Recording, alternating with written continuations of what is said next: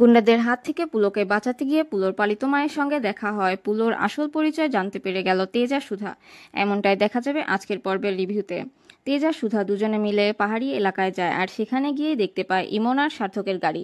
ইমন আর সার্থকের গাড়ি দেখে চমকে ওঠে তেজ। তেজ সুধাকে বলে, সুধা দেখো, ইমনের গাড়ি না ওটা? সুধা বলে, হ্যাঁ ওটা তো ইমনের গাড়ি, কিন্তু ওরা এখানে কি করছে? নিশ্চয়ই কোনো একটা গন্ডগোল পাকিয়েছে।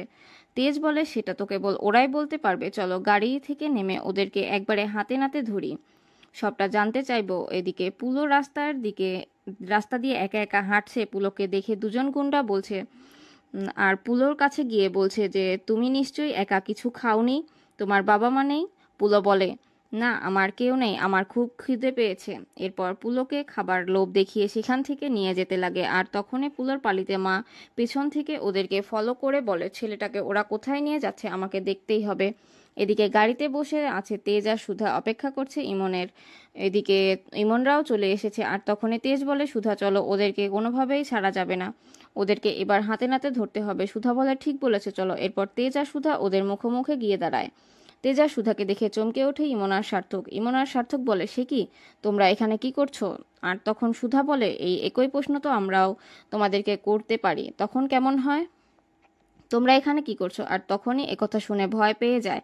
কি উত্তর দিবে কিছুই বুঝতে পারছে না ইমন আর সার্থক। আর তখনই সুধা বলে, কি ব্যাপার, তোমরা তো অফিসে গিয়েছিলে, তাহলে তোমরা এই ঘন জঙ্গলে পাহাড়ি এলাকায় কি করছো? এটাই কি তাহলে তোমাদের অফিস? ওদিকে পুলোকে গাড়িতে তুলে নেয় গুন্ডারা। আর তখনই পুলোর পালিত মা বলে, ওরা কি ওকে চেনে?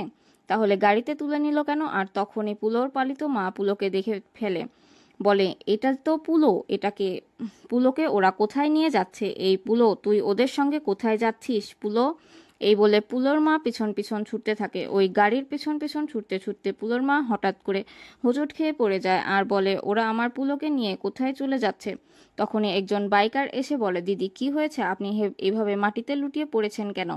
আর তখনই পুলোর পালিত মা বলে, আমার ছেলেকে ওরা কোথাও তুলে নিয়ে যাচ্ছে দাদা, আমাকে একটু হেল্প করুন, ওদেরকে ফলো করতে আমাকে সাহায্য করুন। তখন লোকটা গাড়িটা ফলো করতে থাকে। এদিকে আশুতোষ বাড়িতে এসে জানায় এখনো পুলোকে খুঁজে পাওয়া যায়নি। সেটা শুনে তো জ্যোৎস্না বলে, কি তুমি না পুলিশ, তুমি পুলিশ হয়ে এখনো আমার ছেলেকে খুঁজে এনে দিতে পারছো না? ও তুমি খুঁজবে কেন? তোমার তো খোঁজার কোনো ইচ্ছেই নেই, কেননা পুলো তো তোমার সন্তান নয়, সেজন্যই তুমি পুলোকে খুঁজতে বের হচ্ছ না। পুলো আমার সন্তান, পুলোকে আমি আমি মানুষ করব। আমি তো পুলোকে দেখতেও তুমি তো পুলোকে দেখতেও পারো না, সেই জন্যই তুমি পুলোকে খুঁজে বের করছো না। আসলে পুলো তো আমার আর উজ্জ্বলের সন্তান, সেটা দেখে তোমার হিংসা হচ্ছে। আর তখনই আশুতোষ বাবু রেগে যায়, বলে, কি বলছো কি তুমি এটা? জ্যোৎস্না এদিকে এদিকে রেশমি বলে, দিদি তুই এসব কি বলছিস? আশুতোষ বাবু দিন রাত তোর পাশে থাকে, তোর ছেলেকে খাইয়ে দাইয়ে সব কিছু যত্নআত্তি করে, আর তুই আশুতোষ বাবুকে এরকম কথা শোনাচ্ছিস কেন বল? দিদি তুই কেন আশুতোষ বাবুর দোষ দিচ্ছিস? আর তখনই জ্যোৎস্না বলে, তোরা শুধু আমার দোষটা দেখতে পাচ্ছিস, ওর দোষ দেখতে পাচ্ছিস না, একটা মায়ের কষ্ট বুঝতে পারছিস না? আর তখনই তরিতা বলে, সে তো আমরা বুঝতে পারছি, কিন্তু 5টি বছর ধরে এই মানুষটি তোমার পাশে আছে, তোমার দুঃখ কষ্ট সবকিছু শেয়ার করে নিয়েছে, তারপরও তুমি এই মানুষটাকে কিভাবে এমন কথা বলো দিদি? রেশমি বলে, দিদি তুই এটা একদম ঠিক করিসনি, একদম কাজটা ভালো করিসনি। তুই আশুতোষ বাবুকে এভাবে দোষারোপ করতে পারিস না, তুই জামাই বাবুকে এভাবে দোষারোপ করতে পারিস না। তখনই জ্যোৎস্না বলে, ও আচ্ছা, তোদের আশুতোষ বাবুর কষ্ট গায়ে লাগে, আমার কষ্ট গায়ে লাগে না? হ্যাঁ রে রেশমি, তোর কি আবার পুরনো ভালোবাসা জেগে উঠেছে? 5 বছর আগে যে সম্পর্কটায় ছিলি সেটা কি মিটমাট করে নিতে চাচ্ছিস? সেজন্যই আশুতোষের প্রতি তোর এত টান? আর কথা শুনে আশুতোষ প্রচণ্ড রেগে যায়, জ্যোৎস্নার গায়ে হাত তুলতে চায়। আর তখনই সমুদ্র বলে, দাদা কি করছো এটা? আর তখনই জ্যোৎস্না কষ্ট পেয়ে বাড়ি থেকে বের হয়ে যায়। ওদিকে বাড়ি থেকে বের হয়েই মেচকার সামনে পড়ে। মেচকা বলে, তোর ছেলেকে আমি খুঁজে এনে দিতে পারবো, শোন। আর তখনই জ্যোৎস্না দাঁড়িয়ে পড়ে, বলে, কি বলবে? আমার ছেলেকে তুমি খুঁজে এনে দিতে পারবে? এদিকে সুধা আর তেজ ইমনকে প্রশ্ন করতে যাচ্ছে, কিন্তু ওরা কিছুতেই বলছে না। তখনই দুজন লোক এসে বলে, আপনাদেরকে অনেক ধন্যবাদ, আপনারা এরকম একটা জায়গা অর্গানাইজ করে দিয়েছেন আমাদের এঙ্গেজমেন্ট পার্টির জন্য। আসলে ওই দুইজন লোকই ছিল ইমন আর সার্থকের সাজানো। এরপর ওরা চলে যেতেই ইমন সুধাকে বলে, দেখেছো আমরা এখানে কেন এসেছি? আমাদের একটা ইভেন্ট কাজ করতে এসেছি, বুঝতে পেরেছো? এঙ্গেজমেন্ট ইভেন্টের কাজ করতে, তোমাদের মতো গোয়েন্দাগিরি করতে আসিনি। আর তোমরা কি আমাদেরকে ভাবছো আমরা পুলোকে কোথাও পাচার করে দিচ্ছি? একদম না, এসব একদম মনের কাছেও আনবে না, বুঝতে পারছো? আমার না তোমার মতো এত গোয়েন্দা নাই, যাই আমরা বরঞ্চ আমাদের কাজ করতে যাই। এ বলে ইমন আর সার্থক চলে যায়। এদিকে তেজ বলে, সুধা ওরা তো বলল ওরা কিছু জানে না, তবে আমরা, তখন সুধা বলে ওরা মিথ্যা বলছে। আমার মনে হচ্ছে ওদের পিছনে কিছু একটা আছে, কেননা ওরা দিদিকে অসুস্থ করে দিতে চায়, পুলকে সরিয়ে ওরা দিদিকে অসুস্থ করে ওদের সম্পত্তির ভাগ নিতে চায়, সেই জন্যই ওরা এরকমটা করেছে। আর তাছাড়া এরকম একটা জায়গায় কেউ ইভেন্ট করে নাকি? এর পিছনে কিছু একটা রহস্য আছে, সেটা আমাদের বের করতে হবে। আর তখনই তেজ বলে, কিন্তু আমাদের তো মনে হয় না যে পুলকে আমরা এখনো খুঁজে পাবো। আর তখনই সুধা বলে, কিন্তু পুলকে ছাড়া আমরা কিছুতেই বাড়ি ফিরতে পারবো না। দিদির অবস্থা তুমি দেখেছো তেজ, তাই আমাদেরকে খালি হাতে বাড়ি ফিরা চলবে না। আমার মনে হচ্ছে আশেপাশে কোথাও খুঁজলে আমরা পুলকে খুঁজে পাবো। চলো না আমরা আশেপাশে একটু খোঁজাখুঁজি করি। এই বলে দুজন আশেপাশে খুঁজতে লাগে পুলকে। ওদিকে মেচকা জ্যোৎস্নাকে বলে, হ্যাঁ রে, আমি তোর ছেলেকে খুঁজে এনে দিব, কিন্তু কিন্তু কি রে খুঁজে এনে দিবে বলে এতক্ষণ হয়তোবা তোর ছেলেকে রাস্তায় রাস্তায় ঘুরে ঘুরে কোনো গাড়ির নিচে পড়ে গেছে।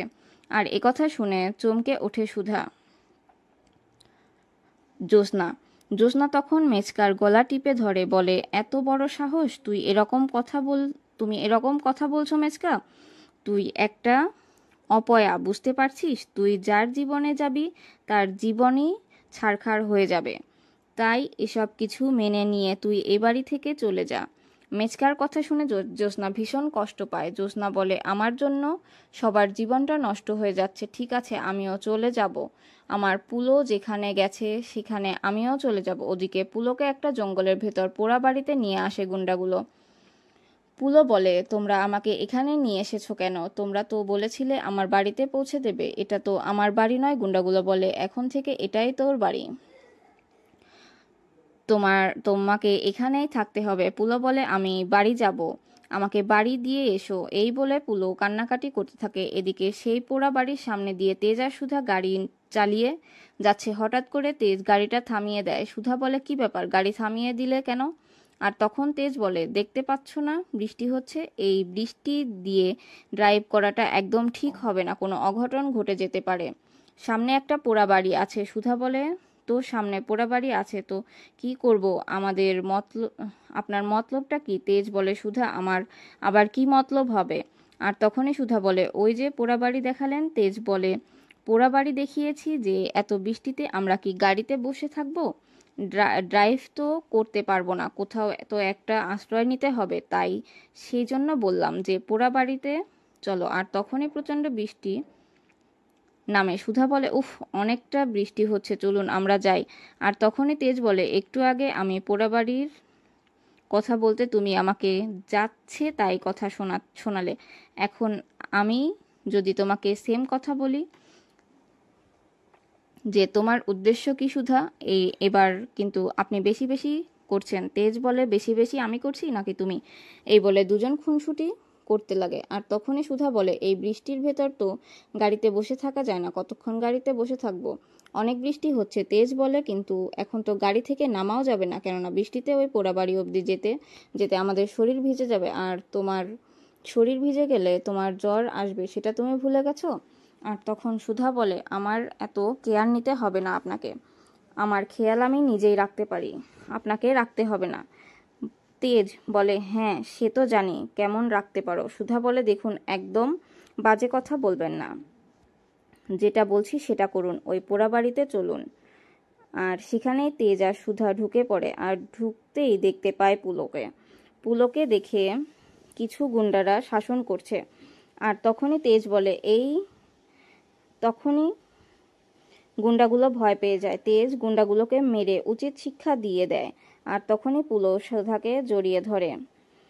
এদিকে পুলোর পালিত মা বলে, পুলো তো আমার সন্তান। একথা শুনে চমকে ওঠে সুধা। তো বন্ধুরা, তোমাদের কাছে কি মনে হয় পুলোর আসল পরিচয় জানতে পারবে? তেজ আর সুধা? অবশ্যই কমেন্ট করে